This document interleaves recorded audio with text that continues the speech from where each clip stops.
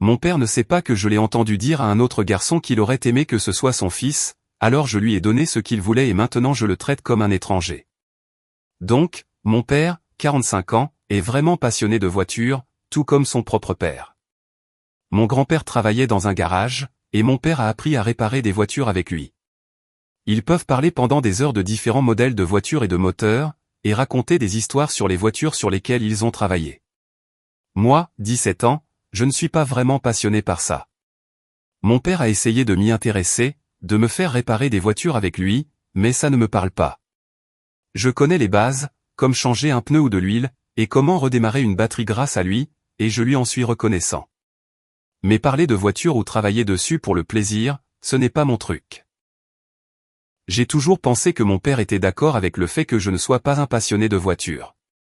Il y a 5 mois, de nouveaux voisins ont emménagé à côté. C'est un couple marié, et leur neveu Mason, 16 ans, vit avec eux. Mason et moi allons au même lycée. Au début, je l'ai aidé à se repérer à l'école, jusqu'à ce qu'il se sente à l'aise et se fasse ses propres amis. On se parle encore, mais on ne traîne pas ensemble. Mason, c'est tout le contraire de moi, il est comme mon père et mon grand-père, obsédé par les voitures. Il a une liste entière de voitures qu'il rêve de conduire et de posséder un jour. Il venait souvent avec sa tante et son oncle, et beaucoup de fois, Mason et son oncle passaient du temps avec mon père dans le garage. Parfois j'y étais aussi, mais la plupart du temps, c'était juste eux. Mon père travaille généralement sur sa voiture de projet dans le garage un week-end sur 2, pendant quelques heures. Pour la fête des pères cette année, il a dit qu'il voulait pouvoir travailler sur sa voiture toute la journée sans être dérangé, ce que ma mère a accepté. Quand il travaille dans le garage, la porte reste ouverte. Mason passe souvent pendant que mon père bricole, et il parle ou il l'aide sur des petites choses concernant la voiture. Franchement, ça ne me dérange pas. Mon père fait d'autres choses avec moi.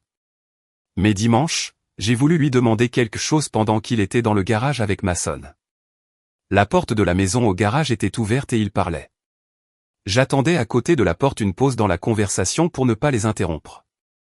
Mon père était en train de féliciter Mason pour ce qu'il avait fait. Mason a répondu qu'il faisait ça avec son père, et mon père lui a dit que son père serait fier de lui. Puis il a ajouté, Mason est le genre de fils que j'aurais voulu avoir. Je ne sais pas pourquoi, mais ça m'a vraiment blessé d'entendre ça. Je n'avais jamais pensé que le fait de ne pas aimer les voitures pouvait être un problème pour mon père. Je savais qu'il m'aimait, mais apparemment ce n'est pas suffisant. Je n'ai rien dit et je suis juste retourné dans ma chambre. Il ne sait pas que je sais ce qu'il a dit. Je l'ignore depuis. Je lui réponds encore quand il me parle ou me demande quelque chose, mais je n'ai plus envie de discuter avec lui. Lui et ma mère m'ont demandé si quelque chose n'allait pas, mais je mens et je dis non. Je pensais qu'il finirait par laisser tomber. Mais il y a quelques jours, j'ai craqué et j'ai raconté à ma grande sœur, 19 ans, ce qui s'était passé, parce qu'elle insistait. Et maintenant, elle ne parle plus non plus à mon père, et elle est beaucoup plus dure avec lui. Mais je lui ai fait promettre de ne rien dire à personne, donc elle tient parole. C'est vraiment tendu à la maison en ce moment. Mes parents nous demandent sans arrêt pourquoi on est fâché contre notre père, mais aucun de nous ne répond. Et je me dis que je devrais peut-être juste oublier et faire comme avant. Mais je n'en ai pas envie, pas quand mon père est déçu de qui je suis. Est-ce que j'ai tort de ne pas lui pardonner? Mise à jour 1. Apparemment, mon post a été partagé sur TikTok et j'ai reçu une tonne de nouveaux commentaires et messages privés. Il y en a trop pour tous les lire, mais je remercie tous ceux qui m'ont dit que je n'avais pas tort de ne pas vouloir lui pardonner, parce que ça fait toujours mal de savoir qu'il a dit ça, peu importe la raison. J'ai eu beaucoup de questions, mais je vais répondre à 2 importantes. 1. Mon père a bien demandé à être laissé tranquille pour travailler sur sa voiture, mais ce n'est pas parce qu'il ne voulait pas passer la fête des pères avec nous. On lui a préparé un petit déjeuner spécial et on lui a offert ses cadeaux le matin. Ce qui s'est passé est arrivé dans l'après-midi. Ma mère aussi aime qu'on la laisse tranquille pour faire ses projets artistiques ou lire un livre le jour de la fête des mères. Ce n'est pas qu'ils ne veulent pas être avec nous, c'est juste qu'ils aiment avoir du temps pour leur passion, sans penser aux responsabilités familiales ou de la maison. C'est normal dans notre famille de se donner des pauses comme ça. 2. Mon père n'a pas invité Mason à venir bosser avec lui. Il lui avait juste dit un jour que si la porte du garage était ouverte, il pouvait venir lui parler. C'est ce que Mason fait en général. Mon père ne lui parle jamais en dehors de ces moments-là, et je ne pense même pas qu'il ait son numéro. Ils ne sont pas si proches, ils aiment juste tous les deux les voitures. Beaucoup de gens m'ont dit de dire à ma mère ou à mon père ce que j'avais entendu. J'espérais un peu que la tension disparaisse d'elle-même, ce que je sais maintenant être idiot et irréaliste. Mais je ne voulais vraiment pas avoir cette conversation gênante, alors je n'ai rien dit. Les choses se sont vraiment envenimées aujourd'hui. Ma sœur et moi ignorions toujours notre père. Ma mère continuait de nous poser des questions, de faire des suppositions. Je croyais qu'elle avait abandonné, mais plus tôt dans la journée, elle a dit qu'on allait faire une soirée jeu de société en famille ou ce qu'on ne fait jamais. Je n'en avais pas envie, mais j'allais quand même y aller. Mais ma sœur a dit à ma mère qu'on ne viendrait pas si papa était là. Ma mère a demandé pourquoi, et ma sœur a juste dit, il sait ce qu'il a fait. Ma mère est allée parler à mon père et 1 heure plus tard, elle nous a tous fait asseoir dans le salon pour parler. Mon père était en colère. Il nous a dit qu'on devait dire ce qu'on avait sur le cœur, parce que maintenant notre mère se demandait s'il l'avait trompée ou quelque chose comme ça. Elle n'avait plus d'hypothèse. Pour être juste, elle avait deviné juste dès le 2e jour en disant « Est-ce qu'il t'a dit quelque chose qui t'a blessé ou mis en colère ?» Mais j'avais menti et dit non à l'époque. Elle avait dit qu'elle savait que ça avait à voir avec moi parce que j'étais le premier à être fâché. Alors j'ai enfin raconté ce que j'avais entendu mon père dire. Ma mère était choquée et mon père a immédiatement nié, ce qui m'a encore plus blessé. Parce que s'il l'a pensé et dit à voix haute, il aurait au moins pu avoir le courage de l'admettre. Mais il a nié. Il a dit qu'il n'avait pas dit ça. Je lui ai dit que je savais ce que j'avais entendu. Il a essayé de mentir et de dire qu'il avait dit, le père de Mason serait fier de lui, et que si Mason était son fils, il serait fier du genre de personne qu'il est.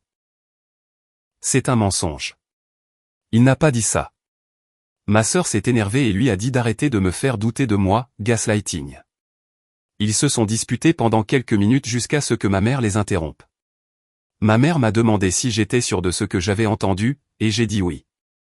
Je lui ai répété exactement ce que mon père a dit à Mason. Ton père serait fier de toi.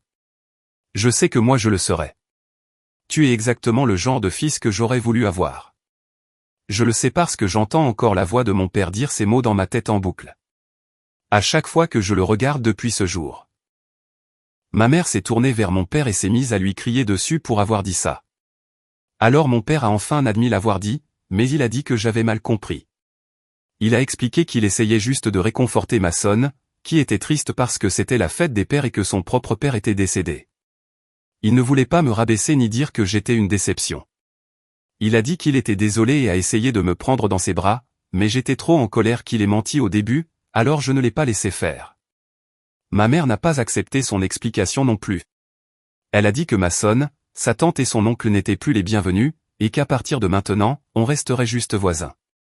J'ai de la peine, parce qu'ils n'ont rien fait de mal. Mais ma mère était furieuse et elle a continué en disant à mon père qu'il devait arrêter de passer autant de temps sur sa foutue voiture et qu'il devait commencer à faire plus attention à sa famille. En réalité, il n'y passe pas tant de temps que ça, peut-être 2 jours par mois, 3 ou 4 heures à chaque fois. Je pense qu'elle était juste très en colère, ce que je craignais. Alors mon père a crié qu'il allait se débarrasser de la voiture, puisque tout le monde semblait avoir un problème avec son passe-temps. Il est parti chez mon oncle après ça, et je ne pense pas qu'il reviendra ce soir. Je me sens vraiment mal. J'aurais peut-être dû laisser couler. Je le veux, mais je n'y arrive pas. S'il n'avait pas essayé de mentir et s'il avait juste dit qu'il était désolé, peut-être que j'aurais accepté ses excuses et que tout ça serait terminé. Je ne suis même plus vraiment en colère maintenant. Je me sens juste comme un échec. J'aurais aimé m'intéresser plus aux voitures, comme ça tout ça ne serait jamais arrivé. Désolé si ce n'est pas une mise à jour joyeuse. Mais beaucoup de gens l'ont demandé. J'espère qu'il rentrera bientôt à la maison.